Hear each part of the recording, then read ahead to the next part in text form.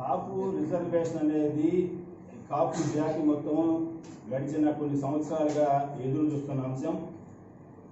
దీనిని 2014లో చంద్రబాబు నాయుడు గారు దీన్ని పెద్ద పూచిగా చూపించి అబద్ధాలు చెప్పి ప్రభుత్వంలోకి వచ్చిన 6 నెలల లోపల నేను కాపుల్ని బీసీ చేస్తానని చెప్పి గద్దెనెక్కడం జరిగింది. 2019 దాకా కాలయాపన చేశారు. మరి ఆ సామాజిక వర్గం నేత గౌరవనీయులు ముద్రగడ పద్మనాభం గారు పెద్ద ఉద్యమం చేస్తే దాన్ని మిస్లీడ్ చేసి దాన్ని హింసక సంఘటనలకు దారితీసేటట్టు చేసి అతన్ని మళ్ళీ ఇంటిలో ఆయనని, ఆయన భార్యని, ఆయన కోడల్ని కూడా అత్యంత అవమానకర రీతిలో అమానుషికంగా ఇబ్బంది పెట్టి హౌస్ అరెస్ట్ చేసి తీవ్రంగా అణిచివేసిన ఘనత చంద్రబాబు నాయుడు గారిదే. పెద్దలు ఎంత తెలుసు, విద్యలో మీరు ఉండేవాళ్ళందరూ కూడా ప్రెస్ విలేకరులు, అత్యంత కాపు జనసాంద్రత కలిగిన జిల్లాల్లో ఈస్ట్ గోదావరి, వెస్ట్ గోదావరిలో పాదయాత్ర చేస్తున్నప్పుడు జగన్మోహన్ రెడ్డి గారిని కాపు సామాజిక వర్గ నేతలందరూ కూడా అడగడం జరిగింది, సార్ మీరు రిజర్వేషన్ కోసం పనిచేస్తాం తెలియజేయండి అని.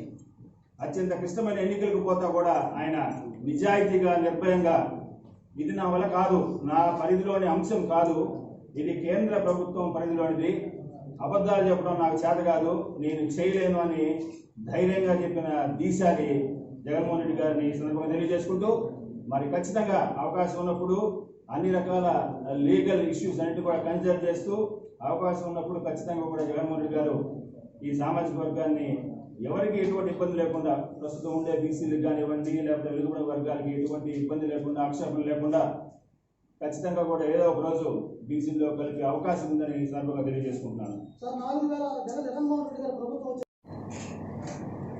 గడిచిన ఏడాది కాలంగా ఈ రాష్ట్రంలో ప్రభుత్వ పనితీరును, జగనన్న పరిపాలనను కూడా రాష్ట్ర ప్రజలు మరియు రాష్ట్రంలోని మేధావి వర్గం అంతా కూడా నిశ్చితంగా పరిశీలిస్తుంది.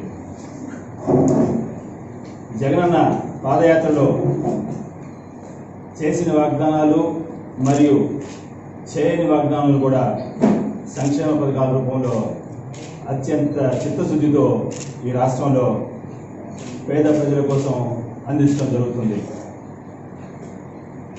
ప్రభుత్వం అత్యంత ప్రతిష్టాత్మకంగా భావిస్తూ అమలు చేస్తున్న నవశకం కార్యక్రమంలో భాగంగా రాష్ట్రంలోని బడుగు బలహీన వర్గాల అక్క చెల్లెములకు, బీసీ, ఎస్సీ, ఎస్టీ, మైనారిటీ మరియు కాపు మహిళల సాధికారతకు, స్వావలంబన కోసం రకరకాల సంక్షేమ పథకాలని ఈ రాష్ట్రంలో అమలు చేస్తున్నారు, అందరం గమనిస్తున్నాం. దీంట్లో భాగంగా కాపు నేస్తం అనే కార్యక్రమాన్ని కాపు సామాజిక వర్గం చెందిన పేద అక్క చెల్లెమ్మల ఆర్థిక పరిపుష్టి కోసం ఏర్పాటు చేయడం జరిగింది. మరి ఈ కాపు నేస్తం సంక్షేమ పథకంలో భాగంగా ఈ రాష్ట్రంలో 2,36,000 మంది పేద అక్క చెల్లెమ్మలకు సంవత్సరానికి 15,000 రూపాయల లెక్కన, రాబోయే 5 సంవత్సరాల్లో 1,770 కోట్ల రూపాయల ఆర్థిక సహాయాన్ని అక్క చెల్లెమ్మలకు అందించడానికి ఈ ప్రభుత్వం ముందుకు వచ్చింది. అంతేకాకుండా గడిచిన సంవత్సర కాలంలో కాపు సామాజిక వర్గ అన్నదమ్ములకు, అక్క చెల్లెలకు 4,770 కోట్ల రూపాయల 4,770 కోట్ల రూపాయల ఆర్థిక సహాయాన్ని వివిధ రకాల సంక్షేమ పథకాల ద్వారా ఈ రాష్ట్రంలోని అన్నదమ్ములకు, అక్క చెల్లెలకు అందించడం జరిగింది. గత ప్రభుత్వంతో పోలిస్తే గత ప్రభుత్వం, తెలుగుదేశం ప్రభుత్వం సంవత్సరానికి కాపు సామాజిక వర్గానికి సుమారుగా 400 కోట్ల ఆర్థిక సహాయాన్ని అందిస్తే, గడిచిన సంవత్సర కాలంలో జగనన్న 4,770 కోట్ల రూపాయల ఆర్థిక పరిపుష్టిని కాపు సామాజిక వర్గానికి అందజేయడం జరిగిందని సవినయంగా తెలియజేసుకుంటున్నాం. అంటే సుమారుగా 12 రెట్లు ఎక్కువగా ఒక సంవత్సర కాలంలోనే జగన్మోహన్ రెడ్డి గారి కాపు సామాజిక వర్గానికి ఆర్థిక పరిపుష్టిని కల్పించడం జరిగింది. ఇకపోతే ఈ కాపు నేస్తం అనేది ఈరోజు ఎవరైతే కాపుల్లో పేదలున్నారో, మహిళలు, వారందరికీ కూడా అర్హులైన ప్రతి పేద మహిళకి అందించాలనే ఉద్దేశంతో దానికి టైం అయిపోయినా కూడా యాక్చువల్గా 26వ తేదీ వారందరికీ కూడా వారి బ్యాంక్ అకౌంట్ జాబితాల్లో కేటాయించిన 15,000 రూపాయలు జమ చేసినా కూడా ఆయన ఇప్పుడు ఈ సందర్భంగా ఆయన నిజాయితీని మనందరం కూడా గుర్తుంచుకోవాల్సిన అవసరం ఉంది. ఎక్కడైనా పొరపాటున ఏదైనా కారణాల చేత వల్ల కానివ్వండి, లేకపోతే సమాచారం అందక కానివ్వండి, నిజమైన అర్హురాలైన పేద కాపు మహిళ దీనికి దరఖాస్తు చేసుకోకపోతే ఈ సహాయం అందకుండా పోతుందనే ఉద్దేశంతో వచ్చే నెల 24వ తేదీ వరకు కూడా కాపు నేస్తానికి అర్జీలు దరఖాస్తు చేసుకునే అవకాశాన్ని కల్పించిన జగన్మోహన్ రెడ్డి గారిని ఈ సందర్భంగా నిజంగా మనస్ఫూర్తిగా కృతజ్ఞతలు తెలియజేసుకుంటూ, మరి పేద కాపు మహిళలందరూ కూడా ఈ అవకాశాన్ని సద్వినియోగం చేసుకోండి. దీంట్లో మనం దరఖాస్తు చేసుకోవాలంటే కొన్ని అర్హతలను ప్రభుత్వం నిర్ణయించడం జరిగింది. దీంట్లో భాగంగా ఎవరైతే ఈ పథకానికి అర్హులో ఒకసారి మీకు నేను తెలియజేసుకుంటాను.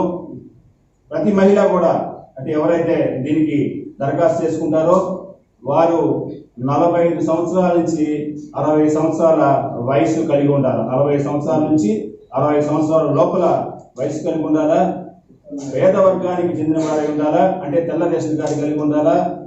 అదేవిధంగా సంవత్సర ఆదాయం గ్రామీణ పరిధిలో అయితే 10,000 మించరాదు, అర్బన్ ఏరియాలో అయితే 12,000 మించరాదు. అదేవిధంగా గ్రామీణ ప్రాంతంలో అయితే పొలం కలిగి ఉంటే 3 ఎకరాల మాగాణ పొలం ఉండొచ్చు, లేకపోతే 10 ఎకరాల మెట్ట పొలం ఉండొచ్చు, లేదంటే 2 కలిసి ఉండే పని అయితే మాగాణి మెట్ట కలిపి 10 ఎకరాల లోపలే కలిగి ఉండాలా.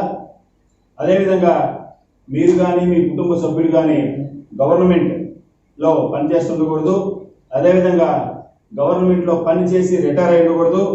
అదేవిధంగా మీరు కానీ మీ కుటుంబ సభ్యులు కానీ ఆదాయ పన్ను చెల్లించకూడదు.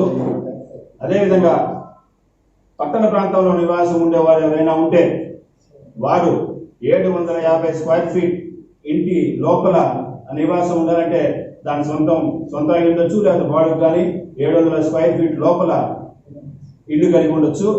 సో వీటన్నిటి అర్హత జాబితాకు అర్హత ప్రామాణికాలుగా ప్రభుత్వం నిర్దేశించింది. అదేవిధంగా ముఖ్యంగా 4 వీలర్ కలిగి ఉండకూడదు, అంటే కారు కలిగి ఉండకూడదు. దీంట్లో ఒక ఎగ్జామ్షన్ ఉంది, ఒక వెసులుబాటు ఉంది.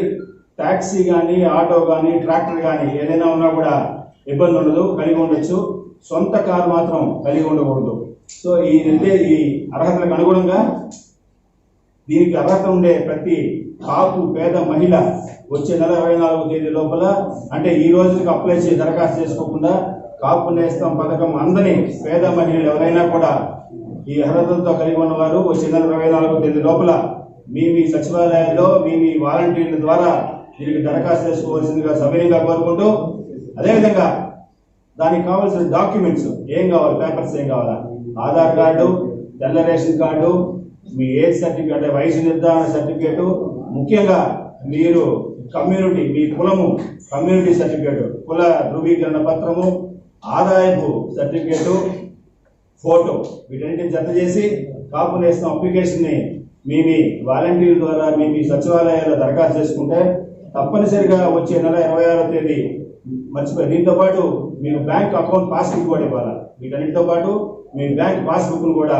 మీరు జత చేసి మీ దరఖాస్తును మీ సచివాలయం అందజేస్తే వచ్చే నెల 26వ తేదీ ఖచ్చితంగా మీ బ్యాంక్ అకౌంట్లో ఈ మొత్తం జమ చేయబడుతుందని తెలియజేస్తూ, నెలవేళ కూడా జగన్మోహన్ రెడ్డి గారే కాదు, ఈ రాష్ట్ర ప్రభుత్వమే కాదు, జిల్లా మంత్రివర్యులు గౌరవనీయులు డాక్టర్ అనిల్ కుమార్ యాదవ్ గారు కానివ్వండి, జిల్లా ఎమ్మెల్యేలు కానివ్వండి, జిల్లా వైఎస్ఆర్ కాంగ్రెస్ పార్టీ నాయకత్వం, జిల్లా నాయకత్వం కానివ్వండి, యంత్రాంగం కానివ్వండి కూడా ఈ జిల్లాలో మహిళల సాధికారిత కోసం నిత్యం పనిచేస్తుంటామని, మరి వీటన్నిటిని గమనించి మీరందరూ జగనన్న ప్రభుత్వాన్ని ఆశీర్వదించాలని, ఈ జిల్లాలోనే కాదు, ఈ రాష్ట్రంలోనే కాదు, ఈ జిల్లాలోని మహిళా శక్తి అంతా జగనన్నకి, అనిల్ కుమార్ యాదవ్ గారికి, వైఎస్ఆర్సీపీకి వెన్నుముకగా ఉండాలని సవినయంగా ప్రార్థిస్తున్నాను. నేనేమంటానంటే 6 నెలలకు ఒకసారో 3 నెలలకు ఒకసారో బయటకు వచ్చి నిద్రలేసి ఏం జరగలేదు, ఏం అందించలేదు అనేది కరెక్ట్ కాదు. రాజకీయాల్లో ఒక లీడర్, ఒక బాధ్యతాపరమైన వ్యక్తి ఒక మాట మాట్లాడేటప్పుడు కన్స్ట్రక్టివ్గా నిర్మాణాత్మకంగా మాట్లాడాల్సిన అవసరం ఉంది. నేను క్లియర్గా చెప్తున్నాను ఫిగర్స్తో పాటు. ఈరోజు కాపు నేస్తంలో ఎంతమంది మహిళలకు 2,36,000 మందికి 15,000 రూపాయల లెక్కన 354 కోట్లు ఈ సంవత్సరం ఖాతాల్లో జమ చేశాము. రాబోయే 5 సంవత్సరాల్లో 1,770 కోట్లు మేము ఖాతాల్లో లబ్ధి చేకూర్చబోతున్నామని నేను క్రిస్టల్ క్లియర్గా స్టాటిస్టిక్స్ తెలుపుతున్నాను. అదేవిధంగా పేద కాపు అన్నదమ్ములకు, అక్క చెల్లెలకు 23 లక్షల మందికి వివిధ రకాల పథకాల ద్వారా 4,770 కోట్ల రూపాయలు అందించామని నేను చెప్తున్నాను. అమ్మ ఒడి కానివ్వండి, రైతు భరోసా కానివ్వండి, XYZ ఏదైనా కానివ్వండి, లేకపోతే ఇది కాపు నేస్తం కానివ్వండి, ఈ రకరకాల పథకాల ద్వారా స్టాటిస్టిక్స్ అనౌన్స్ చేస్తున్నారు. 4,770 కోట్లు మేము అందించింది గవర్నమెంట్ ఏడాది పాలన నేను చెప్తున్నాను. కాదు అన్నప్పుడు you come for the debate, వచ్చి కూర్చోండి, మీరు చేయలేదని చెప్పండి, ఏ పథకంలో మేము ఎంత ఇచ్చామో చెప్తాము. మీరేదో 6 నెలలకు ఒకసారి బయటకు వచ్చి మీరేం చేయలేదు అంటున్నా ఉంటే ధర్మం కాదు, న్యాయం కాదు. ఇది ఆయన స్థాయి నాయకుడు మాట్లాడాల్సిన మాట కాదని సవినయంగా తెలియజేసుకుంటాను.